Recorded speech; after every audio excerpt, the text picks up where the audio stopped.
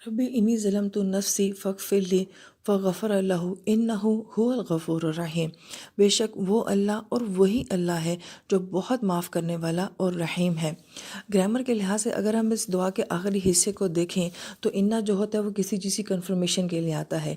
जब अल्लाह ताला किसी मामले को पूरी तरीके से कबूल कर लेते हैं तो उसको जुमला इस्मिया में बयान करते हैं, इन्ना के साथ बयान करते हैं।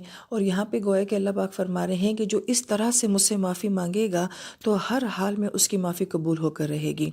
और किस कदर ताकीद है, इन्ना बेशक हुआ वही अल्लाह इतना ज़रफ़ रखता है कि जो कि इंसान के गुनाहों को माफ़ कर देता है। और फिर इतनी श्योरिटी के बाद अल्लाह ताला फरमाते हैं कि गफ़ूर, गफ़ूर जो है गफ़ारा से है और गफ़ारा का मतलब होता है किसी चीज़ को ढांप लेना और छुपा लेना। और फिर ये मुबारके का सीगा है कि अल्लाह ताला इस तरह से अपने बंदे के गुनाहों को जो है वो छुपा भी लेते हैं और माफ़ भी करते हैं, तो बहुत आला ज़र्फ़ के साथ माफ़ कर देते हैं। लिहाजा माफ़ी का आ गया कि अल्लाह ताला ने हमें माफ़ कर दिया है, लेकिन उसके बाद फिर मज़ीद रहीम का लफ्ज़ क्यों लाया गया जो कि सिफ़त का सीगा है।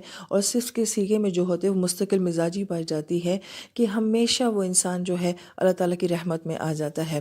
मुफस्सिर किराम ये फरमाते हैं कि दुनिया में हम ये देखते हैं कि लोग किसी को माफ़ करें तो ये कह देते हैं कि जी कि आपको माफ़ कर दिया, लेकिन आपका रैंक दोबारा बहाल नहीं हो सकता, वो पुराना वाला मुकाम दोबारा नहीं आ सकता।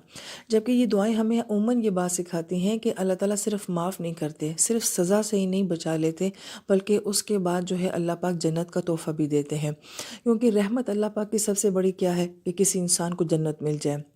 तो गोया कि ये गफ़ूर रहीम का लफ्ज़ जहाँ कहीं भी आता है, ये बड़ा खूबसूरत तसव्वुर देता है कि सिर्फ जुर्म माफ़ नहीं हो रहा, बल्कि जुर्म करने के बाद तुम्हें तोहफ़ा भी दिया जा रहा है।